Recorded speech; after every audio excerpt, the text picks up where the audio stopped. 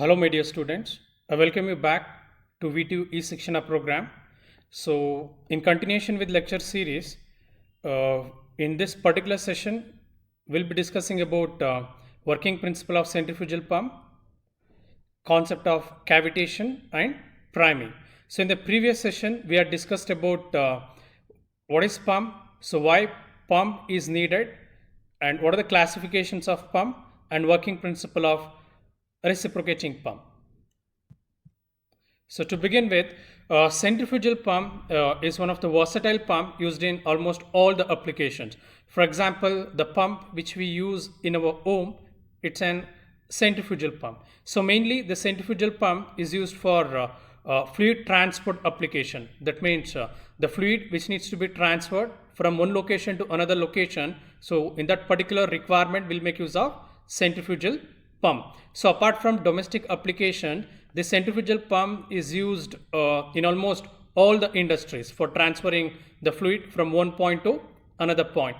So to name refinery industries, textile industries, pharmaceutical industries, mining industries, the list goes on. So we can see the centrifugal pump in almost all the domains. So how this centrifugal pump work? Along with that, so why this particular category of hydraulic pump is called as a centrifugal pump? So that we'll try to discuss in this particular session. So mainly the centrifugal pump consists of two important parts. One is impeller and casing. So the impeller and casing, that makes up how the fluid will be transferred from one point to another point. So here we need to remember one point. The centrifugal pump works on the principle of Bernoulli's theorem and continuity principle.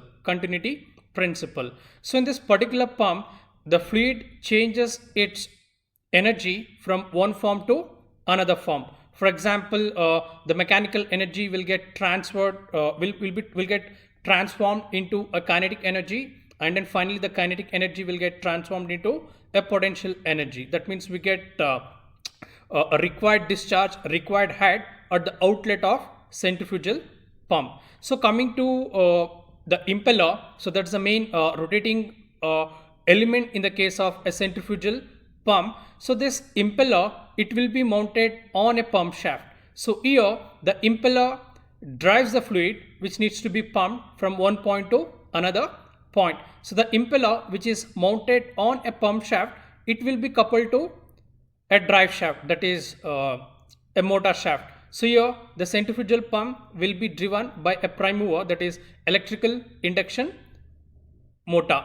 So in the case of an impeller, the water which enters from a reservoir into a suction side of a centrifugal pump, so the impeller, the rotation of an impeller, so it causes in the increase in the kinetic energy of that particular fluid, so that high velocity fluid, high velocity water enters into a casing. So the casing used in centrifugal pump may be of three types. So volute casing, Hodex casing, and then casing with a diffuser. So in this particular centrifugal pump, depending on the requirement, we can go with a selection of a particular type of a casing. So here I will be discussing about a volute casing. So why do we use a volute casing in the case of centrifugal pump? So the volute casing has increase in its area towards an outlet. So as you can see in this particular image, so this is the impeller where we have backward curved vanes, a number of backward curved vane. The space between backward curved vane, so it would be used for imparting a kinetic energy with the rotation of an impeller. The impeller used in centrifugal pump, again it can be of three types: open impeller, closed impeller, and semi-closed impeller. So coming to a volute casing, so here we can see that the impeller, which is the main a rotary element, rotating element in the case of centrifugal pump, it is housed inside a casing. So as you can see, the space between impeller and a casing, it increases towards an outlet region. So this feature is mainly responsible for transforming the kinetic energy into a pressure energy. So in this particular casing, the decrease in the kinetic energy contributes for increase in pressure energy. That is the basis of a Bernoulli's principle or Bernoulli's theorem. Now we'll try to discuss how the fluid can be pumped from one elevation to another elevation. So apart from impeller and casing, the centrifugal pump consists of a check valve, that is a unidirectional valve. Two unidirectional valves will be used in this case, one at the suction line and another one at the delivery line. So and then there will be packing glands used in order to prevent the leakage or in order to improve the volumetric efficiency of a centrifugal pump. So and then there will be a bearings, so shaft which connects between the prime mover and then a centrifugal pump. So as you can see in this particular slide, so we got a centrifugal pump,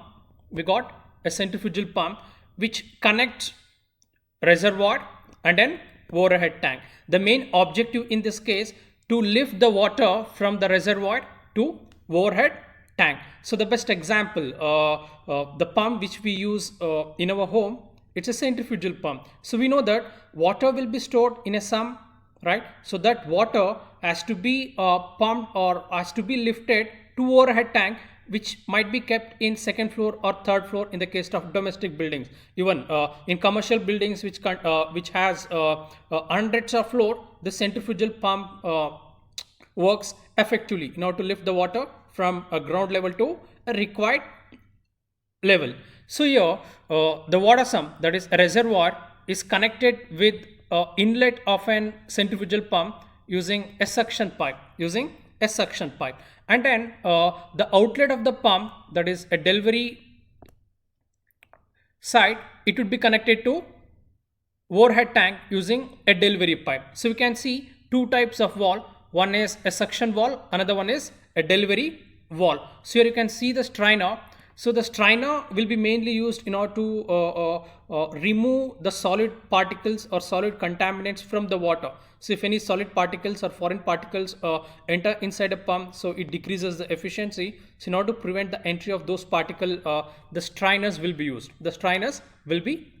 So this foot valve acts as a unidirectional valve or a suction valve, so which allows the flow of the water from water sump to suction line of a centrifugal pump. So it prevents the backflow. So we know that in the case of unidirectional valve, only fluid can move in one direction. The reverse direction flow is restricted. Even we can see a delivery valve over here. It's a check valve, so which can allow fluid flow from a delivery line of an centrifugal pump to the overhead tank. So the reverse flow or flow of fluid from overhead tank to the delivery port is restricted using this a delivery valve. So you can see two notations over here. So one is HS and HT. So HS, it stands for a suction head, and then HT, it stands for delivery head. So head is nothing but a pressure energy, right? Head is nothing but a pressure energy. So basically this suction head, it's a vertical height from the surface of the water to the center line of the pump. So that vertical height, that amount of head, you call it as a suction head. So coming to a delivery head, so it's a vertical height from a center line of the pump to the overhead tank. So that is an delivery head. So we'll try to discuss what is the importance of this suction head and then delivery head in the coming slides. Clear? So with respect to construction, the centrifugal pump consists of impeller. It can be of three types: so open type, closed type, and then semi-closed type. So depending on the fluid which needs to be pumped, so the particular type of impeller will be used. And then there is a volute casing, so which has got increase in its area, so where the kinetic energy gets transformed into a pressure energy, and there will be a suction pipe and a delivery pipe which has a suction valve and delivery valve. So in addition to that, there will be a filter and strainer, so which prevents the entry of foreign particles into a centrifugal pump. So how this centrifugal pump works? So here the energy will be imparted to the fluid which needs to be pumped with the help of a rotation of a impeller. Since the impeller is connected to a motor, so with the rotation of a motor, so this impeller starts rotating at the required speed. So with the rotation of this impeller, the water will start moving from water sump through the suction pipe into the suction the suction side of an impeller. So we call it as an eye of an impeller. So the rotation of the impeller, the fluid enters from the water sump into an eye of the impeller. So we know that so water can move from one region to another region, so only when there is a pressure difference. So here what happens, so with the rotation of an impeller, so it creates a low pressure at an high of an impeller. So the water which is stored in the reservoir, it will be acted upon by atmospheric pressure. So due to this pressure gradient, due to this pressure difference, water from the sump enters into an eye of an impeller through a foot wall, So this foot wall allows the fluid flow in one direction, that is from water sump to an eye of an impeller. So once the water enters inside an eye of an impeller, so that water will be carried with a rotation of an impeller. So once the water comes out of that impeller, so it possesses high velocity. We know that kinetic energy is equal to half mv square. So increase in velocity of a fluid, so it increases the kinetic energy. So here we need to notice one point in the case of an impeller, so which consists of backward curved vanes. So this backward curved vane, so it throws out of the fluid. So water which has entered at the center of an impeller, so that will be carried with the rotation of the impeller. So ultimately, so it will be thrown out into a volute casing. So the water which is coming out of an impeller, so it possesses high kinetic energy. So once the water enters into the spacing into volute casing, so there with the increase in the area, that kinetic energy gets transformed into a pressure energy. Kinetic energy gets transformed into a pressure energy. So this water which possesses a kinetic energy will be thrown by the rotation of the impeller into a volute casing, where the increase the decrease in the kinetic energy contributes for increasing the pressure energy. We know that pressure energy is the head, right? So the required amount of head will be made available at the outlet of an pump, and then it will be pumped into overhead tank through a delivery valve. So again, the delivery valve is unidirectional valve, so which lets the fluid from outlet of the pump into overhead tank. So this is how the centrifugal pump pumps the fluid from one elevation to another elevation. So to summarize, so the centrifugal pump consists of impeller and then casing, suction pipe, delivery pipe, suction valve, and then delivery valve. So it would be used for fluid transport applications where water needs to be lifted from one elevation to another elevation. So the suction head, it is a vertical height from the center line of the pump to the surface level of the water, and then delivery head, it is a vertical height from the center line of the pump to the overhead tank. So in order to this centrifugal pump to work effectively, we should maintain the minimum suction head. We need to maintain the minimum suction head, that is a net positive suction head. So we need to remember one point. So in the case of domestic applications, for example, in our home, we do use a pump, a centrifugal pump, which is placed above the surface of the water, right? We're going to place a pump. We're going to place the pump which is at some distance away from the sump, right? So it is called as a negative suction head. So why it is called negative suction head? So the impeller, it will be not covered up completely by the water. So we're going to take up that part for the discussion in the coming slides while discussing about a priming and then a cavitation concept. If you keep a centrifugal pump at a point at a location where it is below the surface of the water, it is a positive suction head. So from the operational point of centrifugal pump, so it's better to have a positive suction head. That means we need to keep the pump below the surface of the water. So you can keep at such a location where it is below the surface of the water. We know that. So if you keep the pump below the surface of the water at some location, so the impeller is completely covered up by the water. Impeller is completely covered by the water. So we got an advantage out of it. So we'll try to discuss that part later. So in this image, you can see how the centrifugal pump is coupled to an electrical motor, so which is the prime mover, so which drives the centrifugal pump. So in order to have a better visualization, you can see an impeller, which is a closed type here, and then a suction pipe, so casing, and then a delivery pipe, and then this is the pump shaft or a driving shaft.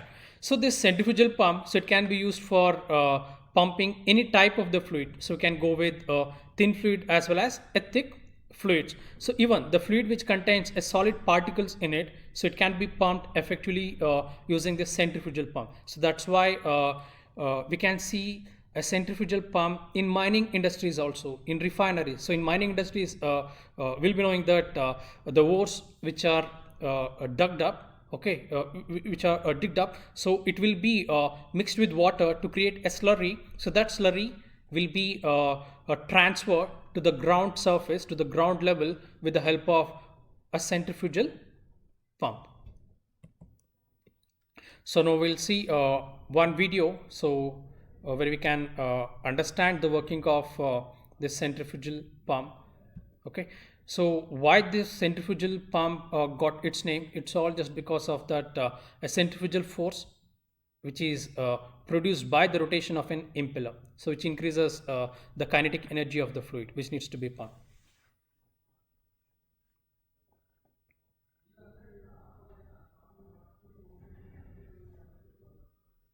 Centrifugal pumps are the most preferred pumping devices in the hydraulic world. In this video, we will have a conceptual overview of working of centrifugal pumps. At the heart of the system lies the impeller. It has got a series of curved vanes fitted inside shroud plates. The impeller is always immersed in water. When the impeller is made to rotate, it makes the fluid surrounding it also rotate. This imparts centrifugal force to water particles, and the water moves radially out. Since rotational mechanical energy is transferred to the fluid, at discharge sides of impeller, both pressure and kinetic energy of water will rise. At suction side, water is getting displaced, so a negative pressure will be induced at I. Such low pressure helps in sucking fresh water stream into the system again, and this process continues. This is the reason why priming is important for centrifugal pumps. If no water is present initially, the negative pressure developed by rotating air at I of impeller will be negligibly small to suck fresh stream of water. Impeller is fitted inside a casing, so the water moving out will be collected inside it and will move in the same direction of rotation of impeller to the discharge nozzle.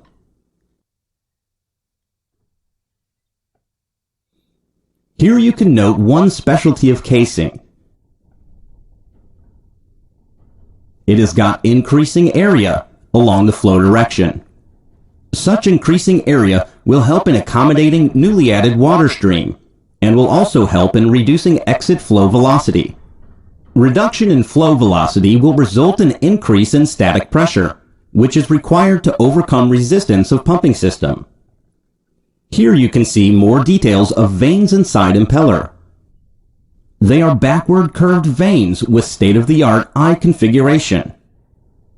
This vane is extracted from a Kirloskar pump model. If pressure at suction side of impeller goes below vapor pressure of water, a dangerous phenomenon could happen. So about that cavitation part, cavitation phenomenon. So we'll try to discuss in the coming slides. Water will start to boil, forming vapor bubbles and spoil impeller materials over time. This phenomenon is known as cavitation. More the suction head, lesser should be the pressure at suction side to lift water. This fact puts a limit to maximum suction head a pump can have. Careful pump selection is required to avoid problem of cavitation. Current impeller type is enclosed. Semi-open and open impellers are also in use depending upon application.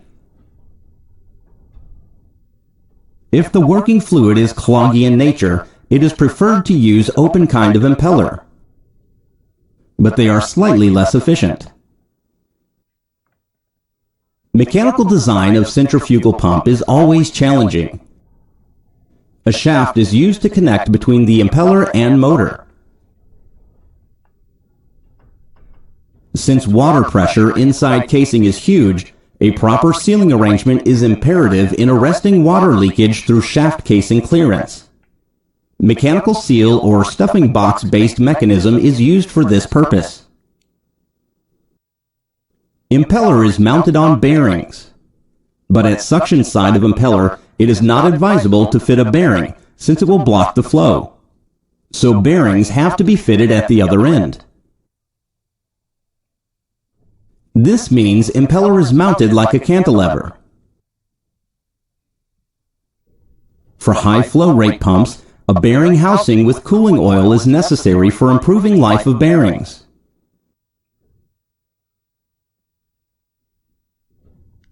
We thank Kirloskar Brothers for their technical support and creation of this video.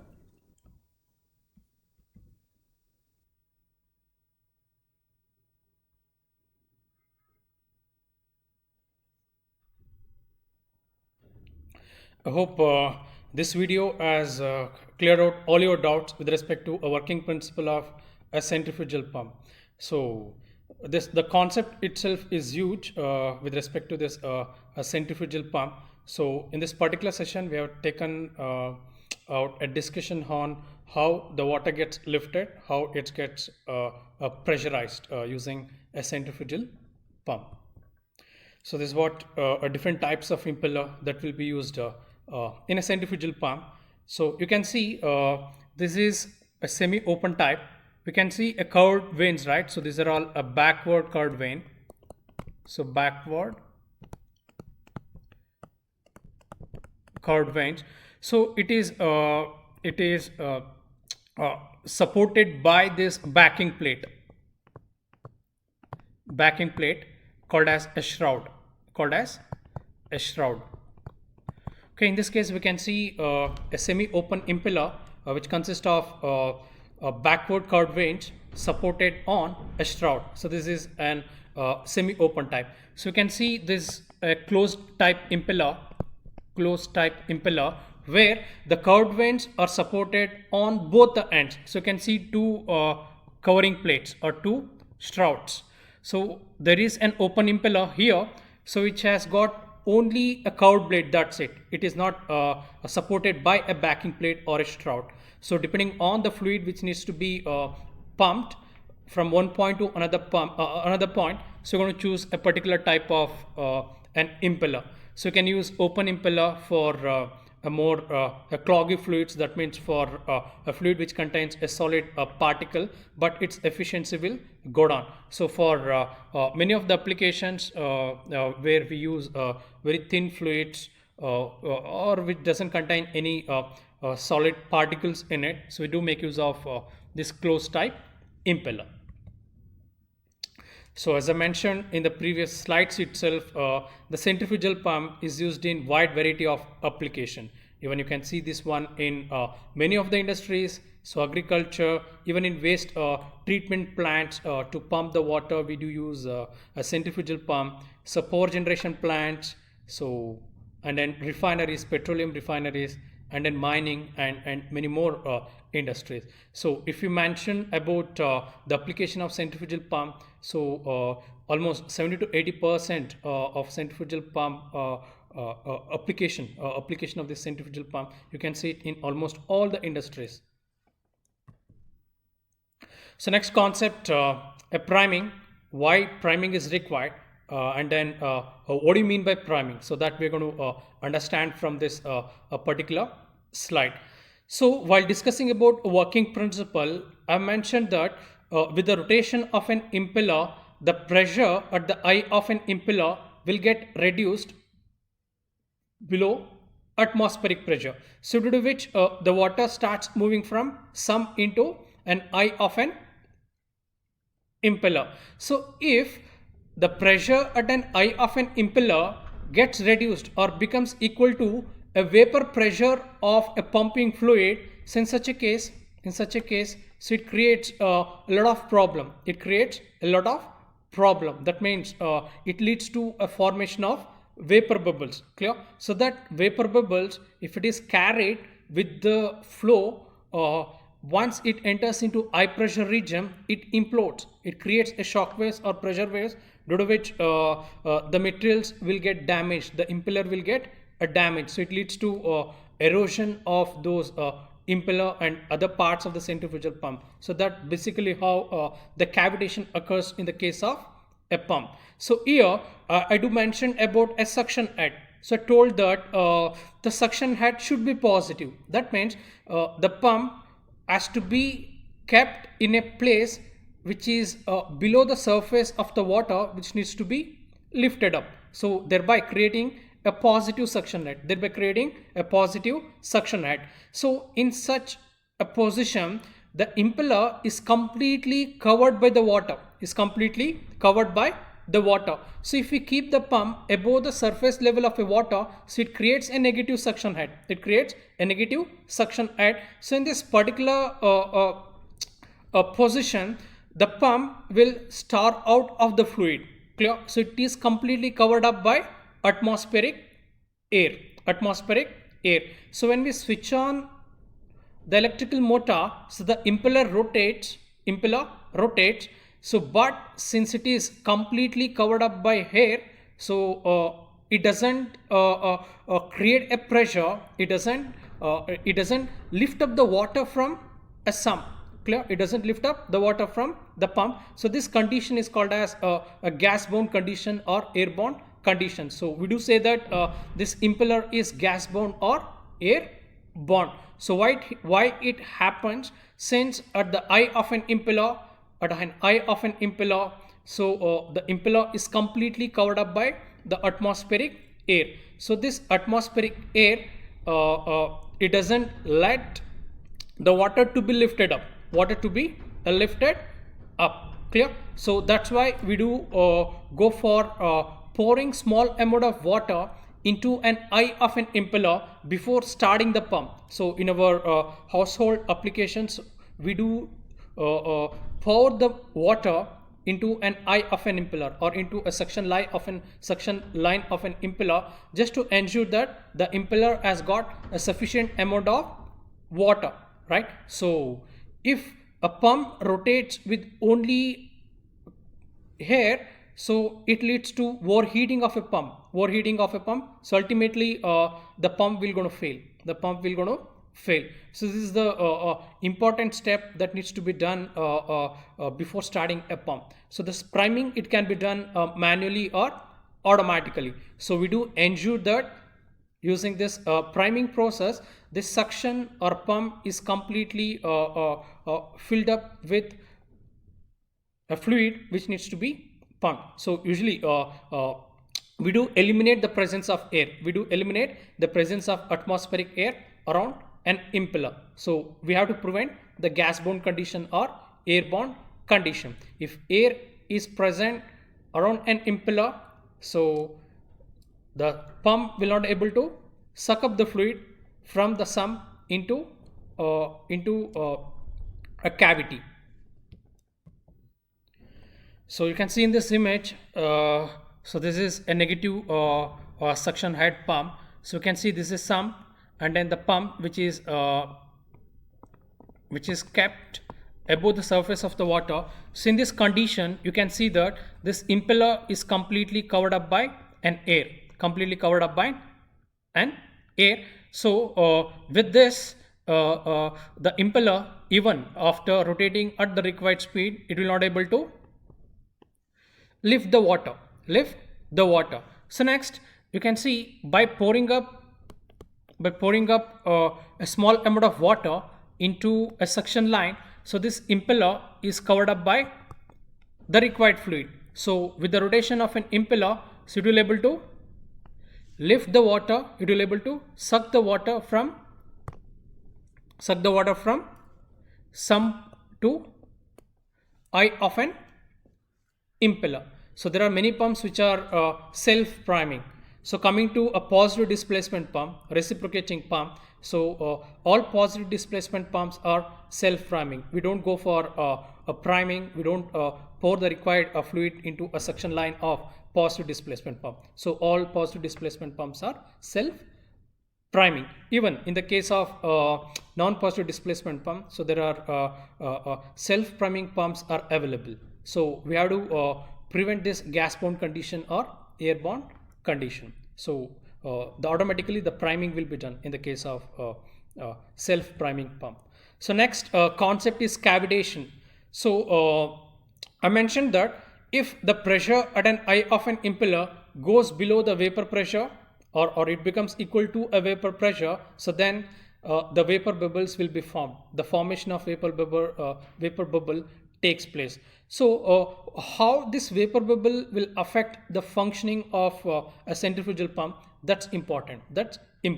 So we know that, so we can make the water to boil by increase its temperature. That's one way. Another way, so if we reduce the pressure on the fluid to vapor pressure or less than the vapor pressure, even we can make the water to boil at the room temperature itself. What I'm saying, so we can boiling of water takes place with increased temperature or with reduced pressure. Even at the room temperature itself, with the reduction of its pressure, so the water will able to boil.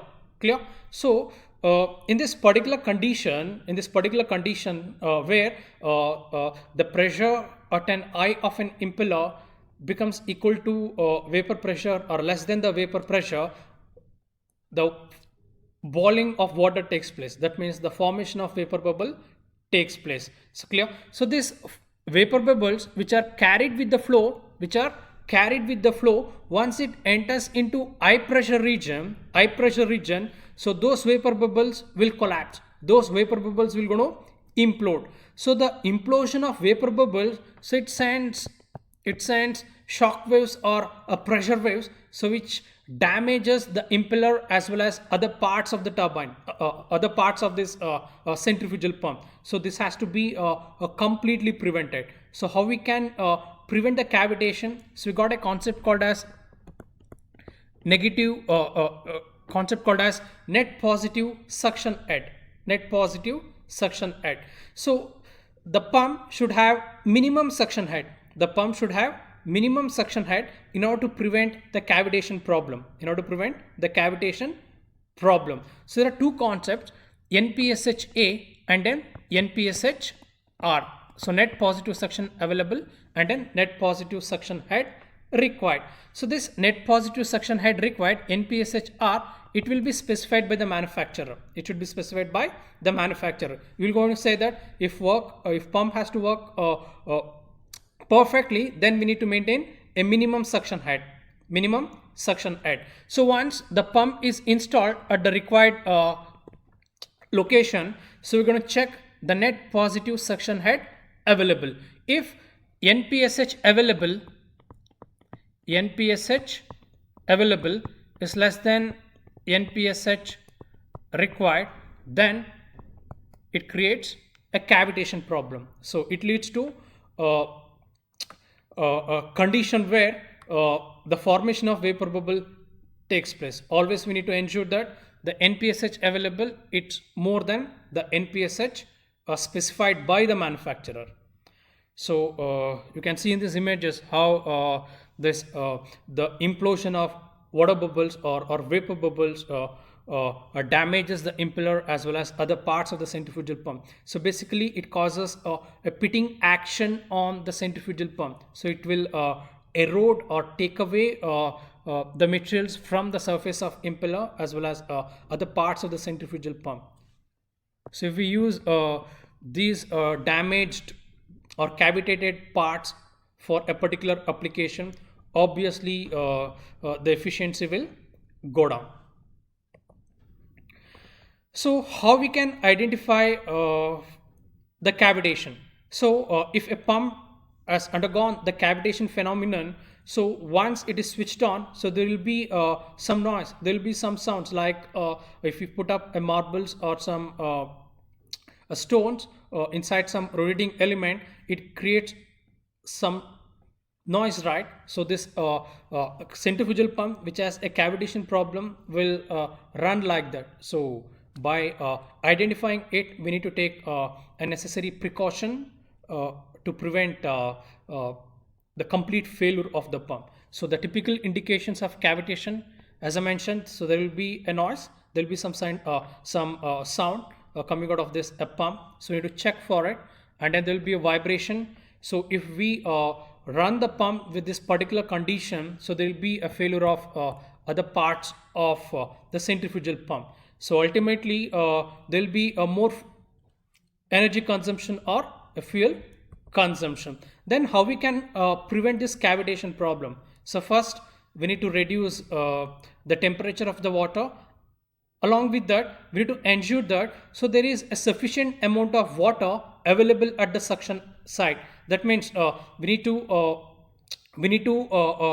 ensure that the water is available, or fluid which needs to be pumped is available at the suction site. Along with that, so we can play with design parameters of this pump. So we can increase the diameter of an eye at the center of the impeller, so which prevents the cavitation problem. So along with that, the net positive suction head available, so it should be always more than the net positive suction head specified by the manufacturer or required by the pump. So it usually it ensures that the pressure at any point, it's above the vapor pressure, it's above the saturation pressure. Along with that, we need to check for any blocked parts in a centrifugal pump. So that is we need to check for blocked filters or strainers or any blockage in the case of suction line or a delivery line. That has to be identified, and then a necessary precaution has to be taken. So in this particular session, so we discussed about a centrifugal pump, so working principle of centrifugal pump, and then types of impeller, and then the pump priming and cavitation. So this completes lesson 6. So in next session we'll discuss the difference between positive displacement pump and non-positive displacement pump, and then we'll throw some limelight on a specification of a pump.